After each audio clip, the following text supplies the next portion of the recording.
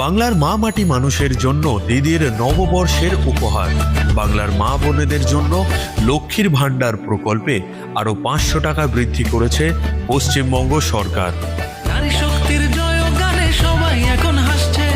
মাননীয় মুখ্যমন্ত্রী মমতা বন্দ্যোপাধ্যায়ের উদ্যোগে এখন থেকে সাধারণ শ্রেণীর মহিলারা প্রতি মাসে পাচ্ছেন 1500 টাকা, অর্থাৎ বছরে 18,000 টাকা, এবং তপশিলি জাতি ও জনজাতিভুক্ত মহিলারা প্রতি মাসে পাচ্ছেন 1700 টাকা, অর্থাৎ বছরে 20,400 টাকা।